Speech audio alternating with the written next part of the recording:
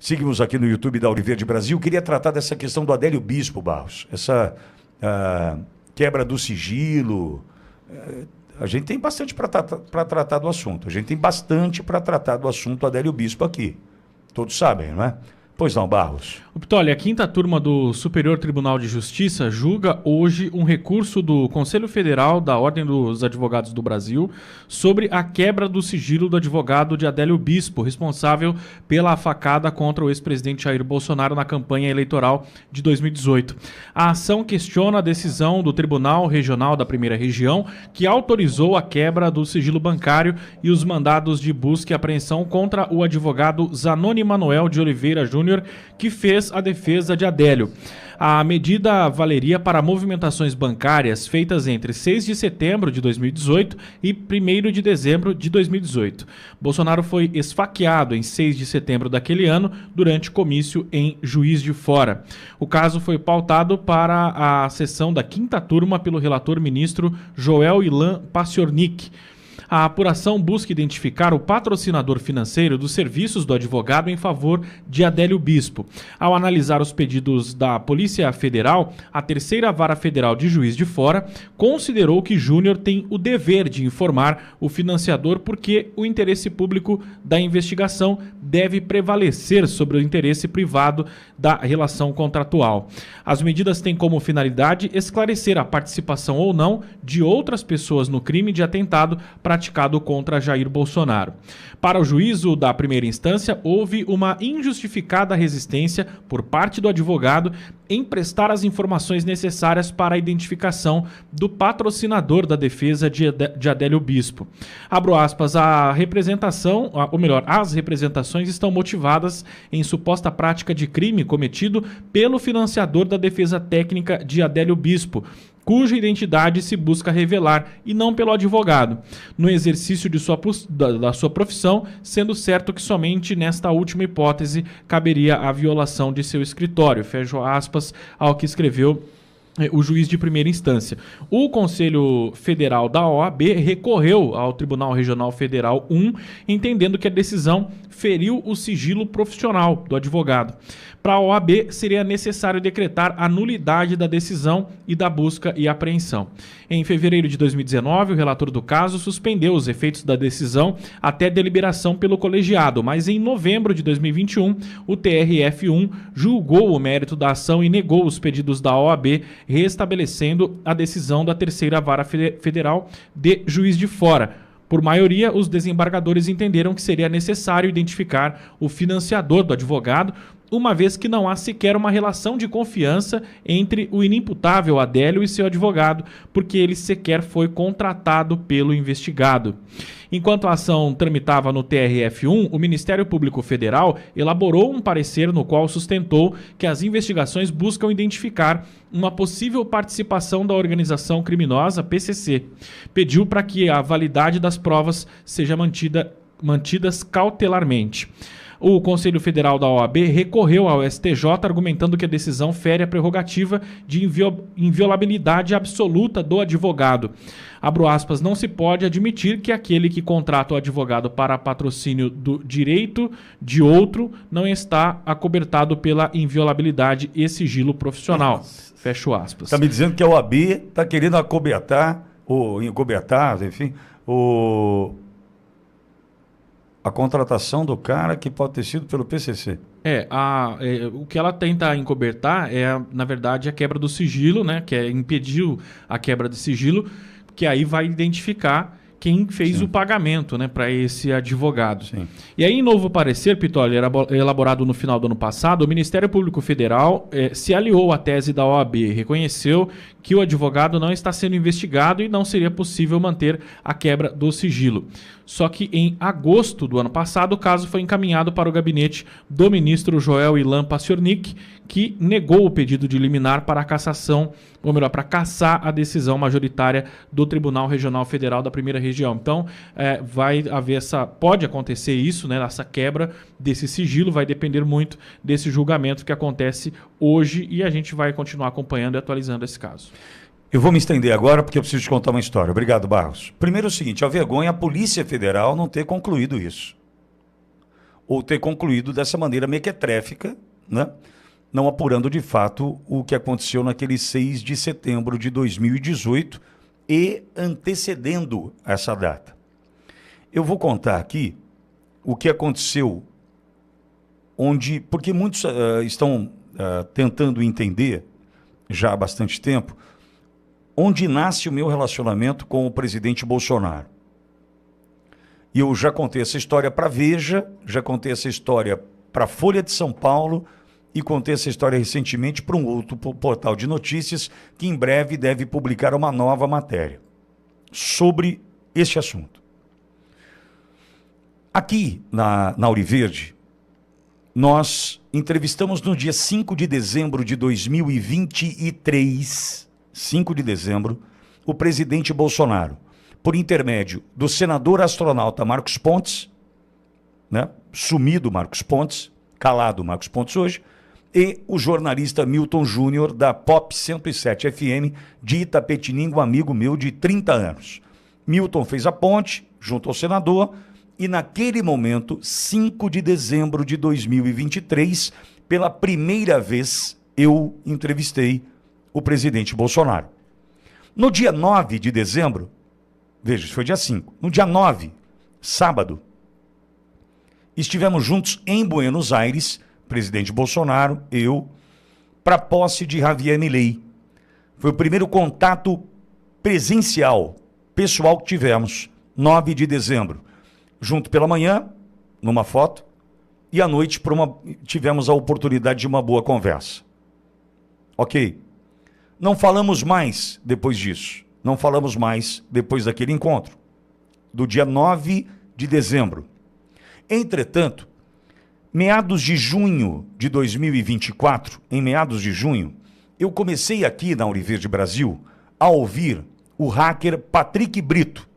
E por que eu ouvi o hacker Patrick Brito aqui? Porque ele havia sido contratado pelo cunhado da prefeita de Bauru para hackear 9 vereadores, o vice-prefeito e um jornalista local. Ele havia sido contratado para hackear essas pessoas aqui de Bauru, então, naquele momento, conversávamos aqui na Auriverde sobre essa pauta local, bauruense. No meio disso tudo, o hacker Patrick Brito, muito respeitoso, e também eu sempre fui muito respeitoso para com o hacker, me diz: eu também hackeei o presidente Bolsonaro, seus filhos e Adélio Bispo. Como assim? Sim, eu hackeei e tenho como provar. Naquele momento, pedi para o hacker Patrick Brito voltar à programação da Auriverde no dia seguinte, porque estávamos chegando ao final do tempo daquela entrevista, tratando de Bauru. Entretanto, surge um fato que transformava aquela conversa em algo muito mais grave, maior, tratando do presidente Bolsonaro, do hackeamento dos filhos e de Adélio Bispo. Ok, no dia seguinte, ouvi Adélio Bispo, o hacker Patrick Brito novamente. E o hacker Patrick Brito, que está na Sérvia, já cumpriu prisão na Sérvia, e está lá protegido hoje, porque querem matá-lo. Isso não é novidade para ninguém, porque ele sabe muito, está protegido na Sérvia. Esse hacker me conta, ao vivo na Auriverde, que hackeou em maio de 2018 o presidente Bolsonaro, os filhos Flávio, Eduardo e Carlos e Adélio Bispo, maio de 2018. O interesse da contratação do hacker se dava pelo fato de esse hacker tentar encontrar nos equipamentos, e-mail, celular, enfim, do presidente Bolsonaro e filhos, algo que pudesse tirá-lo da disputa de 2018, através de uma chantagem. Tipo assim, bonitão, vem cá, Bolsonaro, você está querendo ser presidente? Mas encontramos aqui no seu celular, no seu e-mail, sai fora, porque senão a gente vai contar tudo, a gente vai te chantagear, a gente vai, te tirar da jogada. Para a infelicidade dessa turma que contratou o hacker, nada foi encontrado contra o presidente Bolsonaro e os filhos. Nada foi encontrado. O que significa? Poxa, se não tem nada para incriminar esse cara, então deputado federal, pré-candidato à presidência Jair Messias Bolsonaro, como é que a gente faz para tirar esse cara do jogo? Entra então em cena um tal de Adélio Bispo, uma pessoa simples, humilde, pobre, morador do Triângulo Mineiro, em Uberaba. E uma pessoa que tinha, sobre o que eu sei naquele momento, meu conhecimento, o que me contaram, aliás, é que já havia um diagnóstico de esquizofrenia. Ou seja, alguém que por impulso, estímulo, poderia agir. Mais ou menos assim. Oh, Adélio, você não pode deixar esse homem ser presidente do Brasil. Ele vai acabar com o Brasil. Ele vai matar não sei quem. Ele vai perseguir não sei quem lá. Ele vai... Aí, Adélio, não acredito que você vai deixar com que esse homem seja o presidente do Brasil. Bababá. Entendeu? Sob estímulo, quadro de esquizofrenia, esse cara agiria. E esse hacker...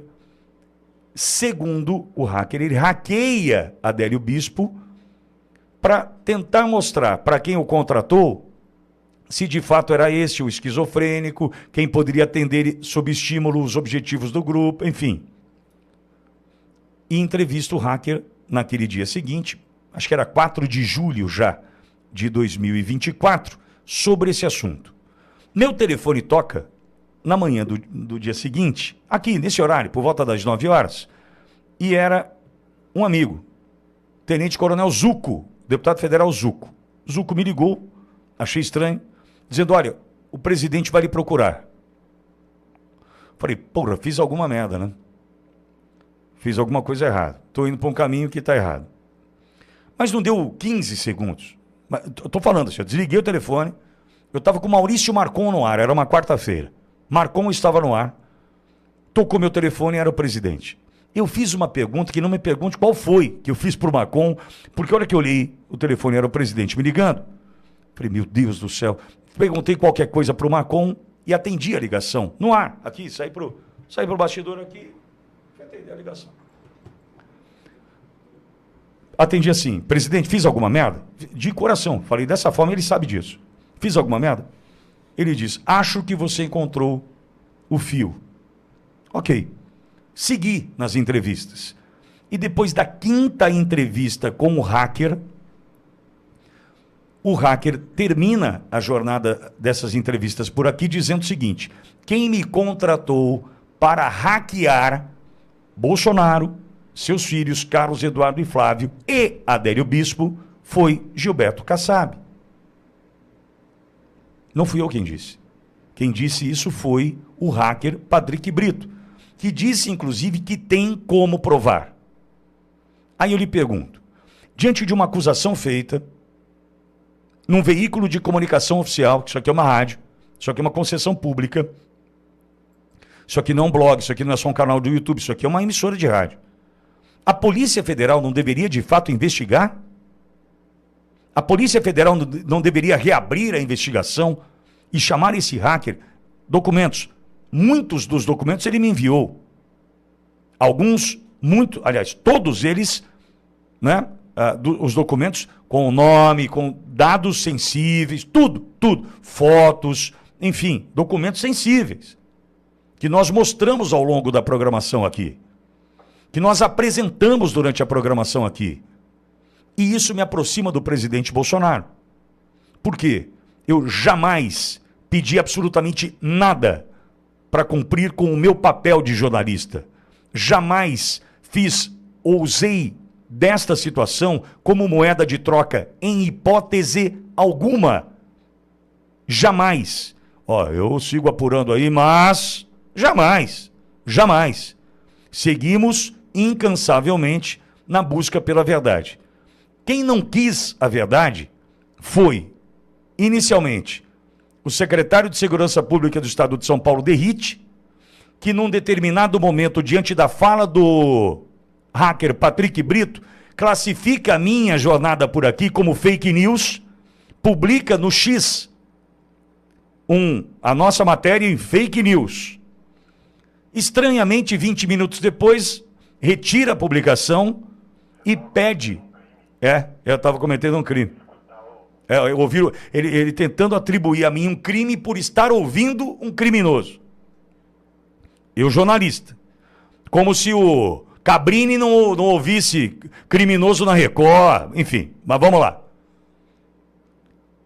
20 minutos depois que o Derrite classificou a minha fala ou a minha matéria aqui como fake news, a matéria é tirada do ar e ele pede para vir ao vivo na Ouro Verde para que nós pudéssemos conversar sobre esse caso. E assume a responsabilidade de que apuraria. Veja, entendo eu, fiz a minha parte. Dali para frente, sob todos os riscos que eu corria, quem tinha o dever de apurar era a polícia. Até um ponto, entendo eu, a Polícia Civil do Estado de São Paulo, por conta de envolvimento de alguns delegados aqui, ou de um delegado daqui, e a Polícia Federal. Então veja, o que nós estamos falando agora de quebra de sigilo, né, dos advogados, enfim e tal, e vem primeiro essa OAB, porque OAB tem função na sociedade, não tem? OAB, absolvente íntimo, tem função na sociedade. OAB hoje não tem função na sociedade. É uma porcaria. Não serve para nem peso de porta. Mas eu começo a descobrir que serve sim para atrapalhar. Inclusive, ao meu ver, para defender quem pode ter sido financiado pelo crime. Né, OAB? Ou seja, não, deixa de não servir para nada e passa a servir o lado estranho da força aí. Não é, OAB? Que nojo da OAB. Mas eu reitero, se tivéssemos uma Polícia Federal disposta a investigar, e aí você vai entender um outro ponto. Por que Alexandre Ramagem não pôde ser indicado ou assumir o cargo de diretor-geral da Polícia Federal? Porque Alexandre Ramagem, competente que é, traria solução para o caso Adélio Bispo.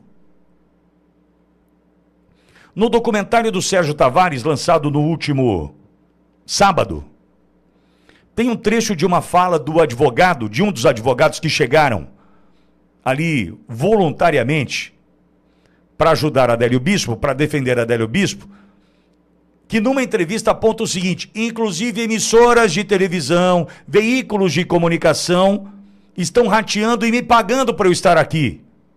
Isso não é gravíssimo? Quem apurou? Quem teve a capacidade de apurar? Quem é que teve a capacidade de buscar a informação e apurar? Quem foi que criou aquele álibi da entrada de Adélio Bispo na Câmara dos Deputados no mesmo dia do crime? Quem foi? O Brasil não tem capacidade de apurar isso?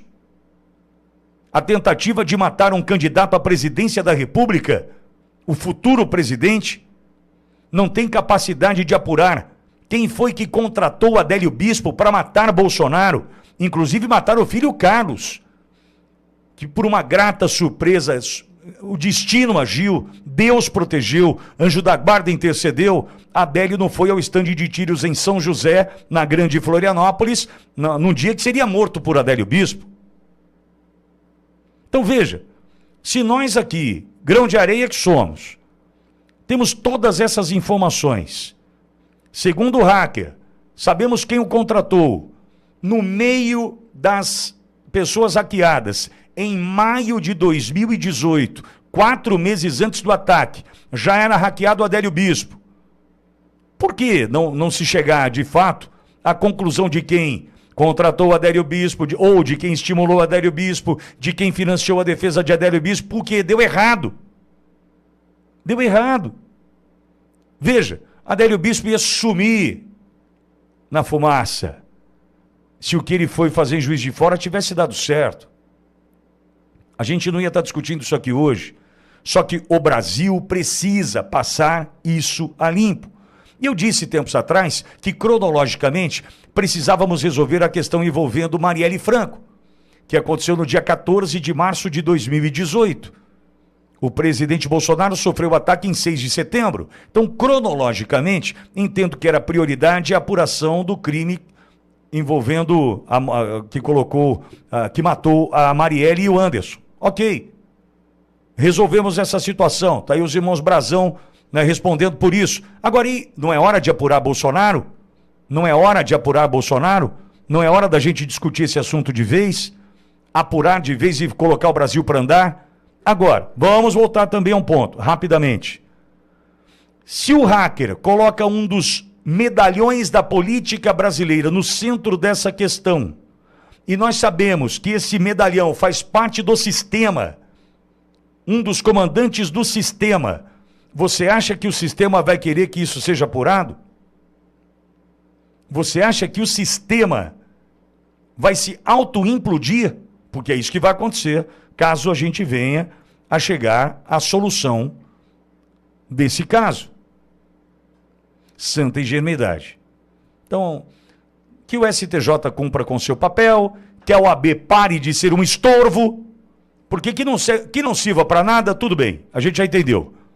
Mas para atrapalhar agora a OAB, ô Beto Sabonete, não atrapalha, filho. Não atrapalha. Quem não ajuda, não atrapalha, já diria minha avó.